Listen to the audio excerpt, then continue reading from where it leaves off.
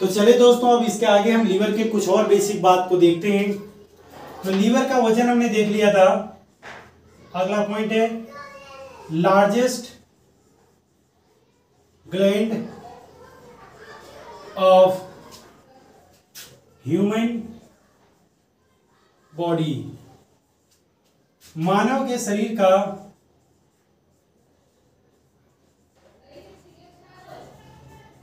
सबसे बड़ी ग्रंथि।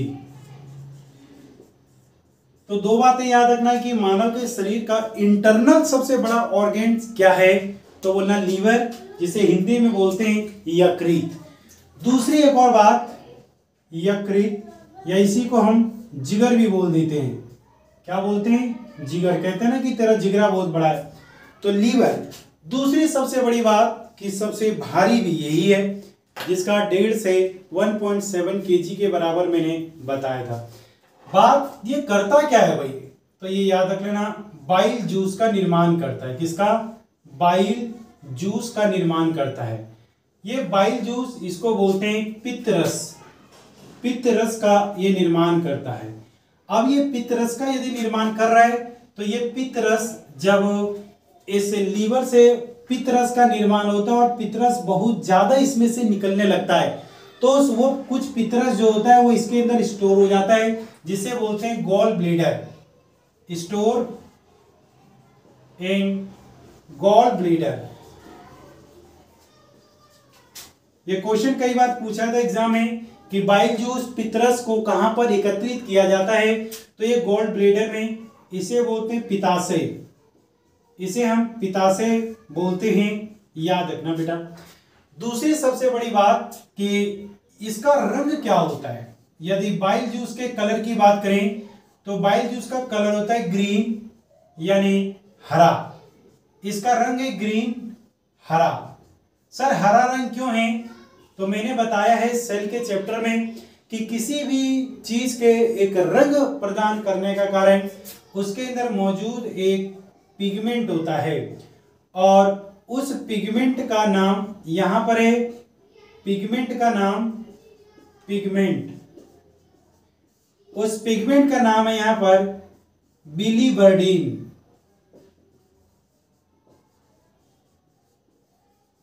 बिलीवर्डिन। अब मोस्ट इंपॉर्टेंट पॉइंट यहां आप लोग याद रख लेना कि जब हमारे लीवर में से बिलीवर्डिन एक एक्सेस अमाउंट में निकलने लगता है और इसमें बहुत सारे ऐसे मटेरियल आ जाते हैं जो हमारे बॉडी के लिए हार्मफुल होते हैं। तो अब याद रखना, जब हमारे लीवर में बहुत सारे ऐसे हार्मफुल न्यूट्रिएंट्स आ जाते हैं, तो ये इस लीवर से निकलने वाले ग्रीन कलर का रंग बदलकर येलो कलर में बना देता है। कौन से कलर में? येलो कलर में बना देता है। कब? जब हमारे लीवर में से एक्सेस अमाउंट में ये बाइल जूस निकलता है, और एक्सेस अमाउंट में इसलिए निकलता है क्योंकि ये डिसबैलेंस हो जाता है, और डिसबैलेंस होने का कारण है हमारे लीवर के अंदर कई सारे हार्मफुल बैक्टीरिया का या कई सारे हार्मफुल चीजों का, टॉक्सिक मटेरियल का आ जाना। अब यदि ऐसा हो गया, तो ये कौन से रंग का हो गया? उस टॉक्सिक मटेरियल के आने के कारण से येलो। येलो रंग के होने का कारण यदि आपसे पूछा जाए, तो इसका नाम है बिलीरुबिन। बिलीरुबिन। और इस बिलीरुबिन की मात्रा आपके शरीर में अधिक हो जाने के कारण से बिलीरुबिन। अब याद रखना, ये बिलीरुबिन आपके शरीर में है, बट ये एक लिमिटेड क्वांटिटी में। इसी के कारण से आपका जो मल होता है, उस मल का रंग जो है वो येलो कलर का आता है। लगभग हमारे मल का कलर यदि पीले कलर का आता है, तो इसी बिलीरुबिन के कारण, यदि ये बिलीरुबिन आपके लीवर से बहुत ज्यादा मात्रा में सीक्रेट हो रहा है, तो ये धीरे धीरे हमारे स्मॉल इंटेस्टाइन के माध्यम से धीरे धीरे शरीर के अधिकतर भागों तक पहुंच जाएगा, और आपका पूरा का पूरा शरीर क्या पड़ जाएगा बेटा? पीला पड़ जाएगा। अब बताओ, इस बीमारी को हम क्या कहते हैं? तो इस बीमारी को कहते हैं पीलिया। इस बीमारी को क्या कहा जाता है? पीलिया, या इस बीमारी को कह देते हैं जॉन्डिस। तो जॉन्डिस में होता है क्या? हमारी आंखें, हमारी स्किन, त्वचा का रंग क्या हो जाता है? पीला। किस पिगमेंट के कारण? बिलीरुबिन। तो इतनी बातें आप सभी लोगों को याद रख लेना है इस स्मॉल इंटेस्टाइन में मौजूद किससे? लीवर से रिलेटेड। अब लीवर से जो निकला है बाइल जूस, क्या ये बाइल जूस भी किसी का पाचन करेगा? जी हाँ, तभी तो ये यहाँ पर मौजूद है। सब्जी जो बनाया है भगवान ने वो बहुत ही फुर्सत से बनाया है। वो गाना सुना होगा ना कि फुर्सत से बनाया होगा रब ने तुझे मेरे यार, फुर्सत से बनाया होगा तुझे रब ने मेरे यार। तो बहुत ही फुर्सत से बनाया वही हम लोगों को। हर एक चीज का ध्यान रखा गया है कि कौन सी चीज कहाँ होनी चाहिए और कौन सी चीज कहाँ नहीं होनी चाहिए। ठीक है भाई, तो चलिए इसके आगे हम देखते हैं। तो हमारा निकला है बाइल जूस। ये बाइल जूस जो होता है वो हमारी लिपिड्स, क्या? लिपिड्स का पाचन करता है। लिपिड्स का मतलब फैट या जिसे हम बोलते हैं वसा। अब इस वसा में याद रख लेना 90 to 95% फैट का ये पाचन कर देता है। किस रूप में बेटा? फैटी एसिड के रूप में। किसमें? फैटी अम्ल के रूप में इसने पाचन कर दिया। किसका? बोलना, लिपिड्स का। लिपिड्स जो थे वो बड़े बड़े मॉलिक्यूल्स में थे, इसीलिए हमारे सेल्स इससे एनर्जी कवर नहीं कर पा रहे थे। लेकिन इस बड़े बड़े सेल्स को इस बाइल जूस ने छोटे छोटे पार्ट में डिवाइड कर दिया और इन छोटे छोटे पार्ट से हमारा सेल्स जो है बड़ी आसानी से एनर्जी कवर कर लेगा, इसीलिए इसका पूरा का पूरा पाचन हो गया। तो ये बात आप लोग को याद रख लेना कि हमारे लीवर के अंदर से निकलने वाला जो बाइल जूस होता है, ये बाइल जूस किसके पाचन में मदद करता है? तो बोलना सर फैटी एसिड के, सॉरी, ये फैट के या लिपिड्स के वसा के पाचन में मदद करता है। और ये लीवर किस पार्ट से जुड़ा हुआ है? स्मॉल इंटेस्टाइन से, छोटी आंत से जुड़ा हुआ है। अब तक हम लोगों ने लीवर का पार्ट समझ लिया। अब इसी के अंदर ये छोटा लीफ लाइक स्ट्रक्चर जो दिखाई दे रहा है, जिसे हमने बोला है पेनक्रियास, हिंदी में इसे बोलते हैं अग्नाशय। यदि इसके स्ट्रक्चर की बात किया जाए तो लीफ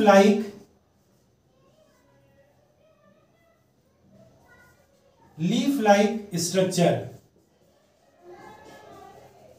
पत्ते के आकार का आपको दिखाई देगा। फंक्शन, काम क्या है? इसे हम एक नाम से बुलाते हैं, इसे मिक्स्ड ग्लैंड भी बोलते हैं। मिक्स्ड ग्लैंड, मिश्रित ग्रंथि। सर इसे मिश्रित ग्रंथि क्यों कहते हैं? क्योंकि इसमें सभी चीजें मिली हुई है। 3 चीजों का सिक्रेशन करता है। सबसे पहले ये बाइल जूस का सिक्रेट करेगा, ऐसे लिख देना सीधा जूस, बाइल जूस नहीं निकालेगा भाई, जूस, एंजाइम, और इसके अलावा ये हार्मोन भी निकालता है। अब आप सभी लोगों ने पढ़ा होगा ये कौन सा हार्मोन निकालता है? इंसुलिन नामक हार्मोन निकालता है। और जब हमारे शरीर में इंसुलिन अनबैलेंस हो जाता है, डिसबैलेंस हो जाता है, तब हमारे शरीर में शर्करा की मात्रा बढ़ जाती है, और जिसे हम डायबिटीज या मधुमेह या डायबिटीज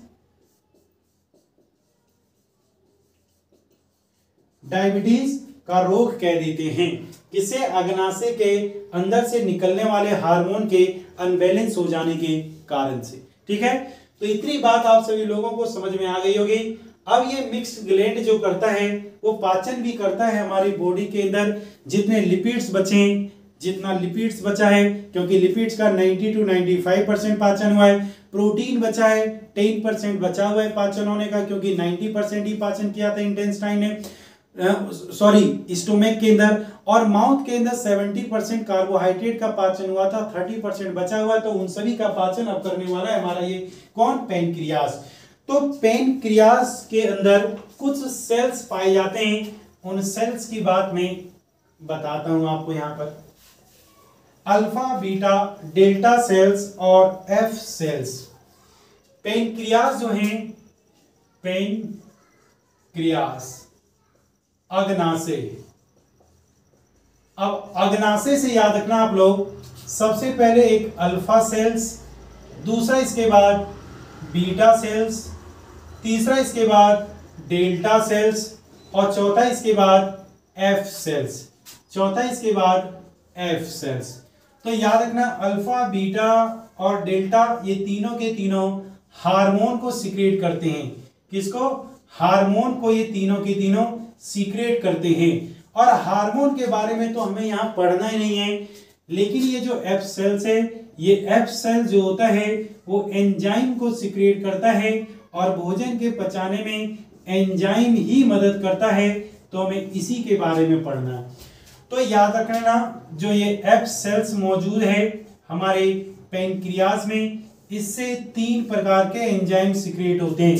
सबसे पहले एंजाइम का नाम है ट्रिप्सिन। ट्रिप्सिन जो प्रोटीन का पाचन करता है, प्रोटीन का पाचन करता है। उसके अलावा बचा हुआ है एमाइलेज। एमाइलेज जो किसका पाचन करेगा? कार्बोहाइड्रेट का, कार्बोहाइड्रेट का। और इसके अलावा जो बचा हुआ है हमारे पास वो कौन है? लिपिड्स या फैट। तो इस फैट का पाचन कौन करेगा? तो इस फैट का पाचन एमाइलेज के अलावा जो बचा है लाइपेज। एल से लिपिड, एल से लाइपेज। ये प्रोटीन का पाचन ट्रिप्सिन करता है, हिंदी में भी इसका नाम ट्रिप्सिन ही होगा। इसे बोलेंगे अमाइलेज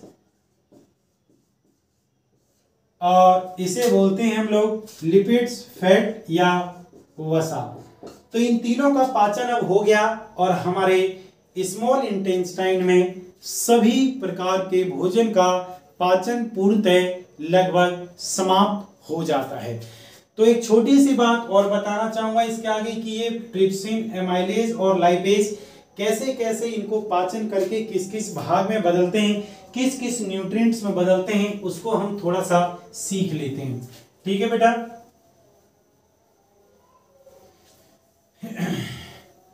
तो चलिए मेरे बच्चों, तो अब देखना हमारा सबसे पहले हम बात करते हैं प्रोटीन की।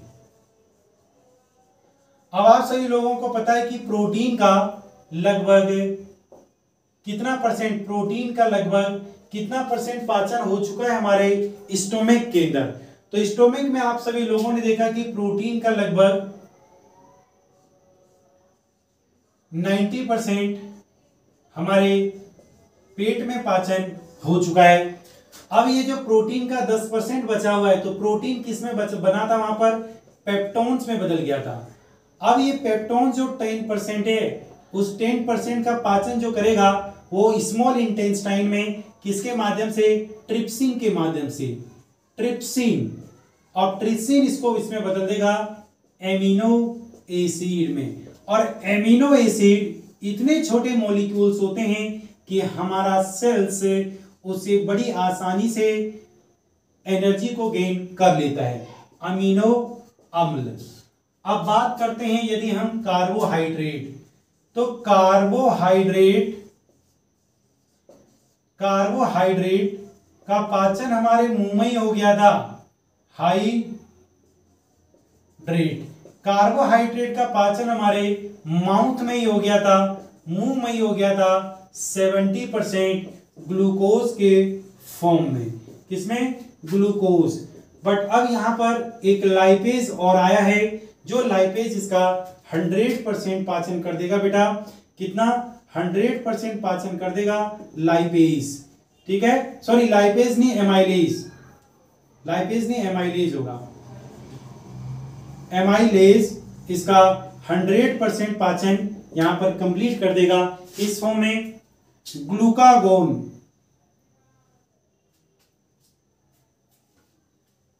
थोड़ा सा यहां स्पेस बना लेता हूं, ग्लूकोजन,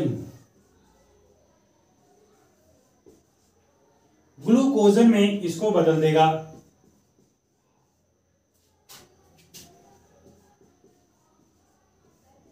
अब इसके बाद जो बचा है हमारे पास, वो तीसरा बचा है, वो फैट या लिपिड्स, वसा।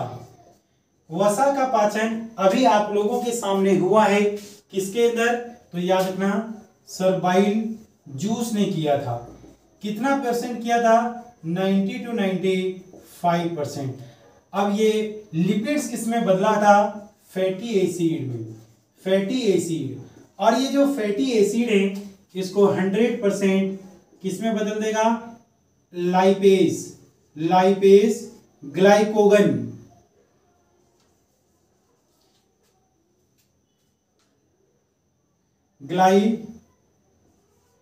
ग्लाइकोजन में बदल देगा। किसमें बदल देगा? ग्लाइकोजन में। तो देख लो बेटा, 100% फैट का भी पाचन हो गया, 100% कार्बोहाइड्रेट का भी पाचन हो गया और प्रोटीन का भी पाचन हो गया। तो अब आपसे यहाँ प्रश्न पूछेगा कि सभी भोजन का पाचन मानव के शरीर के किस अंग में पूर्णतः हो जाता है? तो बोलना स्मॉल इंटेस्टाइन, छोटी आंत में। अब भोजन का हमने पाचन तो कर लिया, लेकिन बेटा इस भोजन से अभी भी न्यूट्रिएंट्स को निकाल करके और सभी सेल्स के पास हमें पहुंचाना है। तो अब हम बढ़ते हैं थोड़ा सा आगे। अभी तक जो भी हम पार्ट पढ़ रहे थे उसका नाम था ड्यूडिनम। ड्यूडिनम वो पार्ट है जो ये पेट और स्मॉल इंटेस्टाइन के बीच में जुड़ने वाला भाग, सबसे बड़ा भाग है ड्यूडिनम, याद रख लेना। स्मॉल इंटेस्टाइन का सबसे बड़ा पार्ट है ड्यूडिनम। अब इसके बाद चलते हैं नेक्स्ट, जेजुनम और इलियम। जेजुनम और इलियम, चलिए भाई।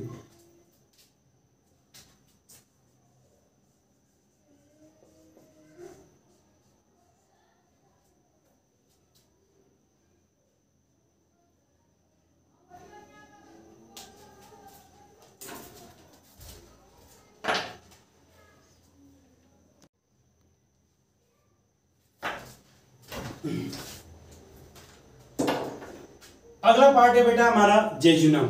जेजुनम 9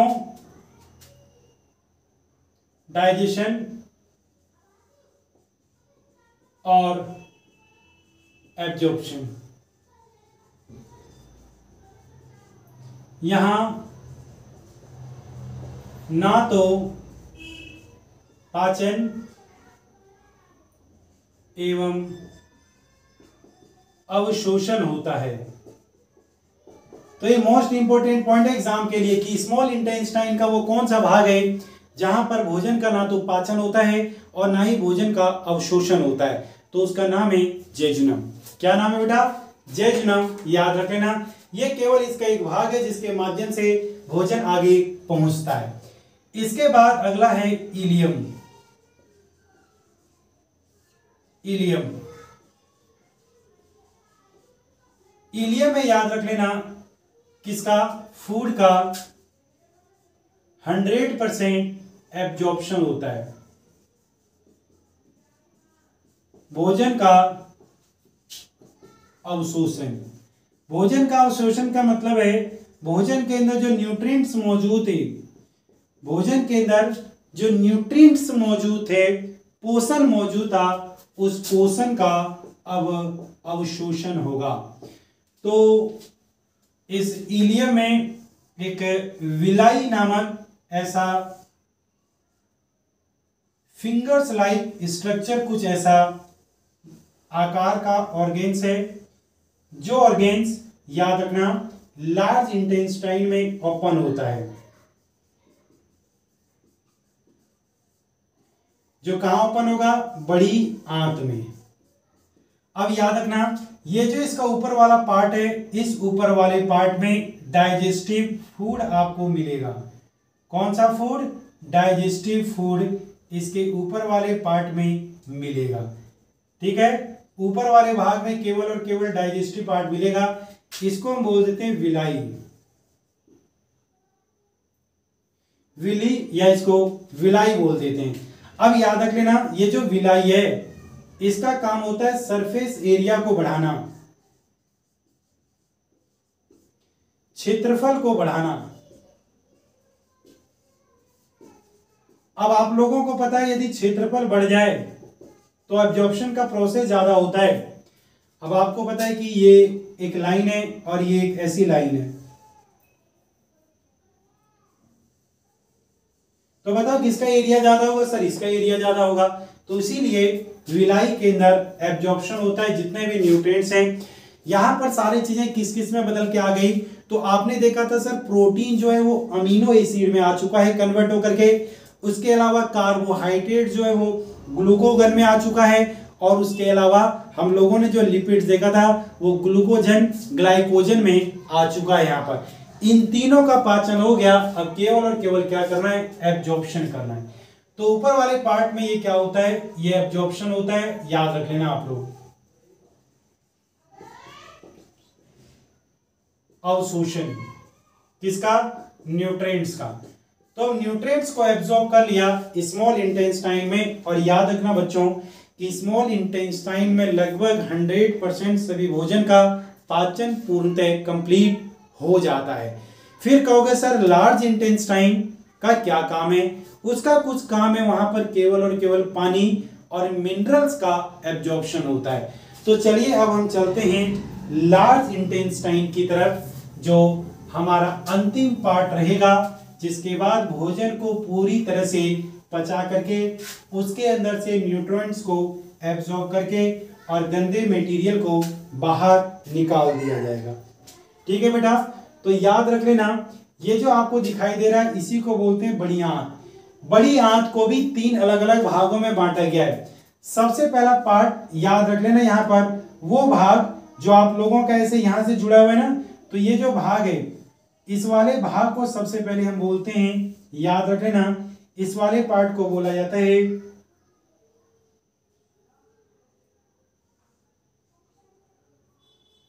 यहां मैं बना दे रहा हूं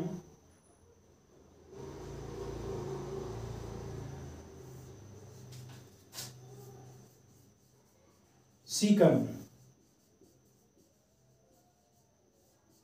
एक यहां पर भी होगा दूसरा भाग जिसको बोलेंगे बेटा कॉलोन, और एक तीसरा भाग होता है लास्ट का अंतिम भाग जो एनस मार्ग तक गुदा मार्ग से जुड़ा होता है, जिसको बोलते हैं रेक्टम।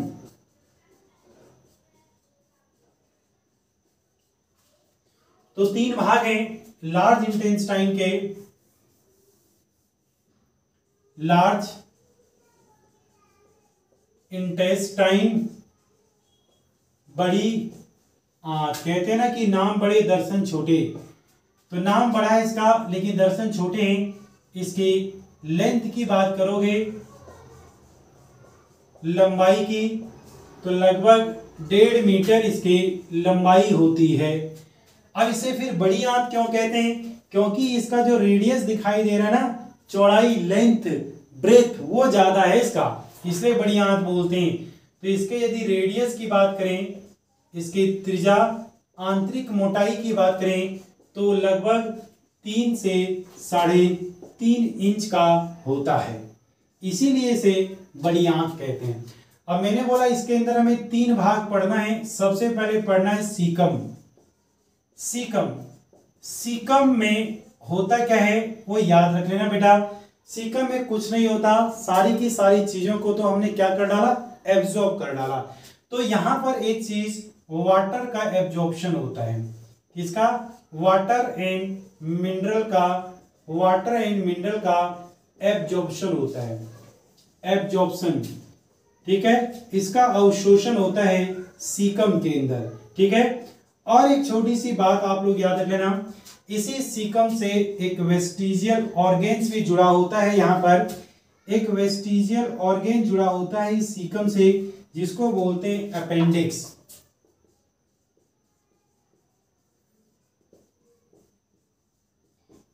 कृमि रूप परिशोषिका। तो मैंने दांत वाले चैप्टर में आप लोगों को बताया था कि हमारे शरीर में कितने वेस्टिजियल ऑर्गेन्स है। तो इसका हमारे शरीर में कोई काम नहीं है, लेकिन समय पहले इसका कुछ काम रहा होगा, इसलिए इसका हमारे शरीर में मौजूद होना ये इस बात का सबूत है। दूसरा इसके बाद कॉलोन। कोलोन का कुछ काम नहीं होता है बेटा, ये भोजन को आगे ट्रांसमिट करता है, लेकिन इसके अंदर याद रख लेना कोलोन में एक ई कोलाई नामक बैक्टीरिया होता है। ओनली ट्रांसफर वेस्ट फूड, केवल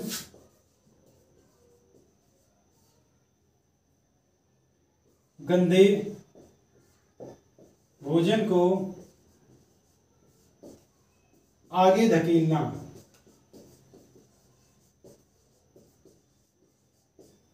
लेकिन एक छोटी सी बात, इस कोलोन के अंदर ई कोलाई बैक्टीरिया पाए जाते हैं, जो बैक्टीरिया हमारे शरीर में क्या करते हैं, इनका जो फूड है, ये फूड है वेस्ट मटेरियल,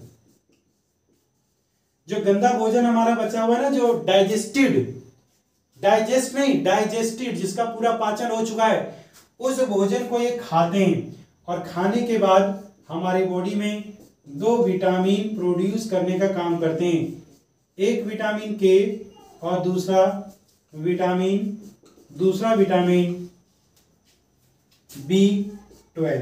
तो याद रख लेना कि कोलोन के अंदर ई कोली नामक बैक्टीरिया होता है, जो हमारे शरीर के अंदर जो मल आया हुआ है, जो गंदा भोजन आया हुआ है, उसको वो खाएगा और खाने के बाद वो किसका प्रोडक्शन करेगा, विटामिन के और विटामिन B12 का। अब याद रखना हमारे मल को ये खाएगा और उसके रिगार्डिंग में हमें कुछ देगा। तो मैंने आप लोगों को बताया कि ऐसी जगह पर एक रिलेशन जनता है जिसे सिम्बायोटिक रिलेशनशिप बोलते हैं, जिसमें 2 चीजें एक दूसरे के बिना अधूरे हैं। तो याद रखना भोजन नहीं मिलेगा तो ये विटामिन के वगैरह नहीं बनेगा, ई कोलाई बैक्टीरिया जिंदा नहीं रहेगा। तो इसे जिंदा रहने के लिए हमारे मल की आवश्यकता होती है और हमें जिंदा रहने के लिए ये किसका निर्माण करता है, विटामिन के और B12 का। तो यहां से हमारा ये लगभग 99.9999% कंप्लीट हो गया। एक लास्ट की चीज बची हुई बेटा, रेक्टम। एक लास्ट की चीज बची हुई है, लास्ट की, जिसे हमने नाम दिया है रेक्टम। तो उस रेक्टम को देख लेते हैं। रेक्टम का कोई काम नहीं है, it's open in anus. Rectum it's open in anus and excrete waste food। यह गुदा मार्ग में खुलता है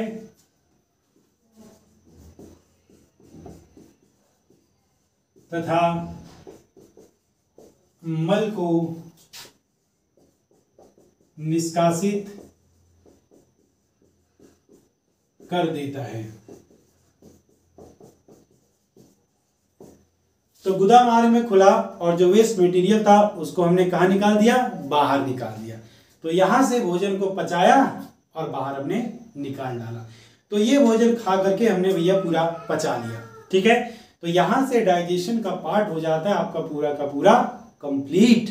तो अब इसके आगे अगले नए टॉपिक का हम चूज करेंगे और देखते हैं, कमेंट करके आप सही बच्चे बताना कि किस टॉपिक पर मैं नेक्स्ट वीडियो बनाऊं, ताकि ज्यादा से ज्यादा बच्चे उसको लाइक करें और उसको देखें, ठीक है। तो सही बच्चों को जय हिंद, बाय बाय, टेक केयर। मिलते हैं जल्द ही एक नई वीडियो के साथ। सभी बच्चे कमेंट करके जरूर बताएंगे अगले किस टॉपिक पर आप लोगों को वीडियो चाहिए, ठीक है बेटे।